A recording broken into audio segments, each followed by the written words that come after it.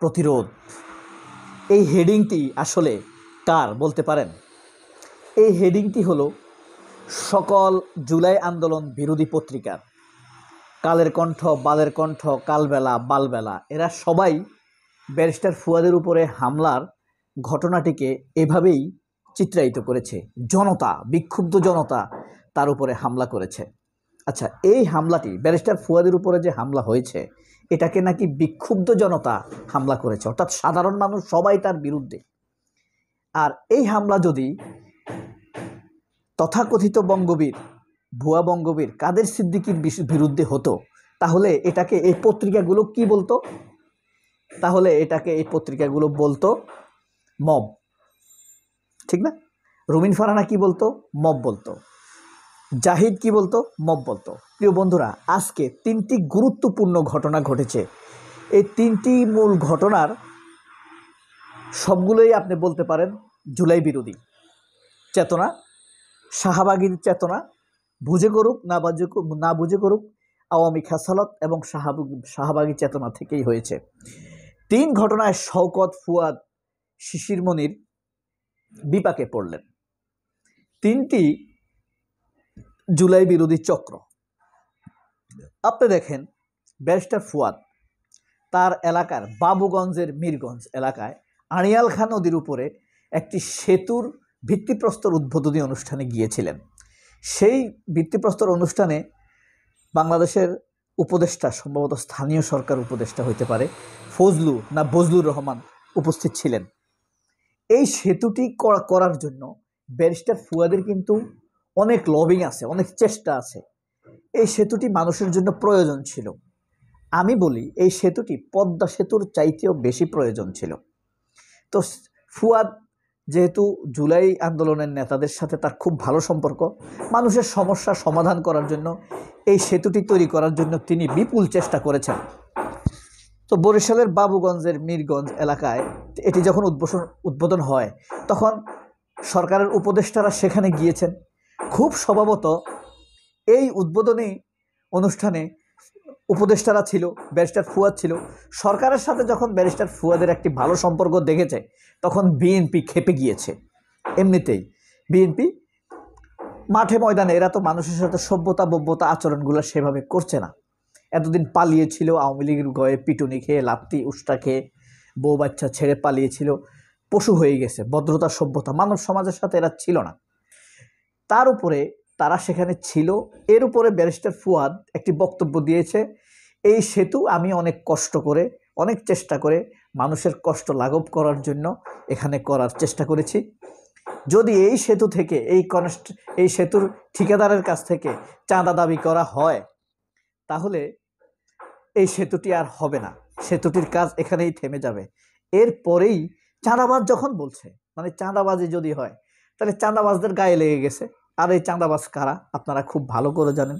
তাদের নাম বলা যায় না। ভারতের যেরকম নাম নেয় না অনেকে, বলে পার্শ্ববর্তী দেশ।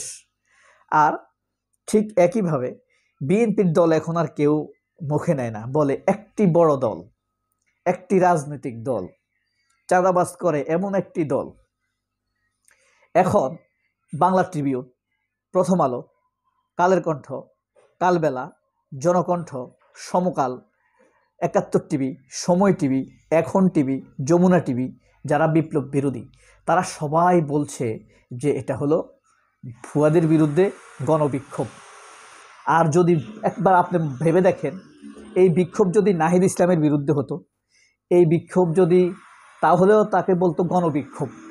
হ্যাঁ, কিন্তু এই বিক্ষোভ যদি বঙ্গবীর কাদের সিদ্দিকীর বিরুদ্ধে হয়, যদি নির্বাচন কমিশনার রকিবউদ্দিনের বিরুদ্ধে হয়, যদি হাবিবুল আউয়ালের বিরুদ্ধে হয়, আওয়ামী লীগের কোনো এমপির বিরুদ্ধে হয়, তাহলে এটাকে তারা বলে মব।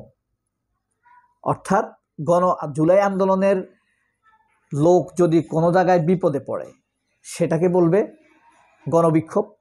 আর যদি আওয়ামী লীগের কেউ বিপদে পড়ে, সেটাকে বলবে তারা মব। এরপরে আছে আপনার শিশির মনির। মনে আছে রোজার সময় পূজার সময় শিশির মনির যখন গণসংযোগ করছিলেন, বিভিন্ন পূজা মণ্ডপ পরিদর্শন করছিলেন, তখন তিনি রোজা এবং পূজাকে মুদ্রার এপিট ওপিট বলেছিলেন। এবং এপিট ওপিট বলার কারণে বিএনপির দিক থেকে ব্যাপক সমালোচনার ঝড় উঠেছে। তখন শিশির মনির আবার এটার ব্যাখ্যা দিয়েছেন। 2 মাস পরে এসে তারা শিশির মনিরের বিরুদ্ধে ধর্ম অবমাননার মামলা করেছেন।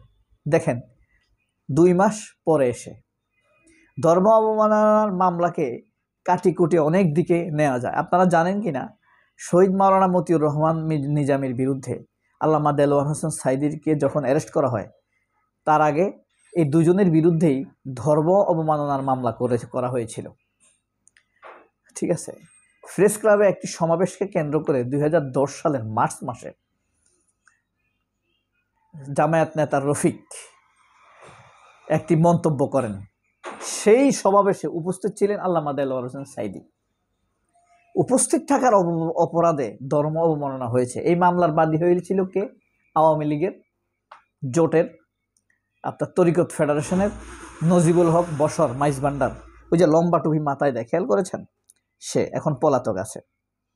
ঠিক শিশির মনির বিরুদ্ধে একইভাবে ধর্ম অবমাননার মামলা হয়েছে এবং রেদওয়ান নামের এক অ্যাডভোকেটের জবানবন্দির আলোকে এই মামলাটি দায়ের করা হয়েছে। আর শওকত মাহমুদ একজন ডার্ক সাইটে কোনো সাংবাদিক যদি প্রিয় হয়ে থাকে কারোর, আমার প্রিয় হাতে গোনা প্রিয় কয়েকজন সাংবাদিকের একজন হলেন শওকত মাহমুদ। আমার সবচাইতে প্রিয় সাংবাদিক হলেন মাহমুদুর রহমান। আরেকজন আছেন আমার খুব প্রিয় সাংবাদিক আলাউদ্দিন আরিফ, অনুসন্ধানী সাংবাদিক দুর্দান্ত। আরেকজন আছেন সর্দার ফরিদ, শওকত মাহমুদ, আরও আছে। কিন্তু এই কয়েকজন সাংবাদিকের যেমন লেখা লেখে, মাহমুদুর রহমানের কথা তো বললাম, দুর্দান্ত, তরবারির মতো লিখতে পারে তারা কলমকে তরবারির মতো চালাইতে পারে। আপনি প্রথম আলোর সম্পাদক মতিউর রহমানকে একটা কলাম লিখতে দেন, আরেকজনকে দিয়ে লেখাবে, তারপরে নিজের নামে দিবে। আর নইলে ভোগাস। সে হইল অনুসন্ধানী সাংবাদিক, জীবনে ভারতপন্থী সাংবাদিকতা ছাড়া সে আর কিছুই করতে পারেনি।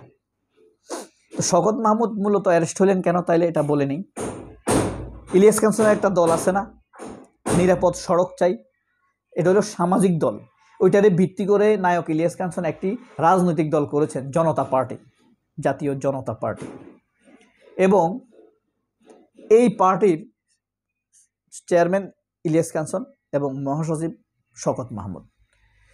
এবং এই শওকত মাহমুদের সাথে এনায়েত করিম নামের এক আত্মস্বীকৃত সিআইএর লোক এদের সাথে যোগাযোগ করত। শওকত মাহমুদের সাথে, সালামের সাথে, হ্যাঁ, বিএনপি নেতা ওই যে ইসরায়েলের ইয়ের সাথে দেখা করছে, নুরুর সাথে দেখা করত, ফরাদ মাজারের সাথে রাজনৈতিক একটা গোলচক্কর বাঁধানোর চেষ্টা করতো এরা। সেই ষড়যন্ত্রে কোনো না কোনোভাবে শওকত মাহমুদ আমার খুব প্রিয় মানুষ, শওকত মাহমুদকে জড়িয়ে ফেলেছে এনায়েত করিম নামের এক এজেন্ট, ওয়াকারের লোক। সম্ভবত সেই মামলায় তাকে অ্যারেস্ট করা হয়েছে, এই শওকত মাহমুদকে। এই 3টি ঘটনা খুবই প্রাণিদানযোগ্য, উল্লেখযোগ্য, এই কারণে আপনাদের সাথে শেয়ার করলাম। এটা করার কথা ছিল না এশার নামাজের পরে। সবাই অনেক ভালো থাকবেন। আল্লাহ হাফেজ। আসসালামু আলাইকুম।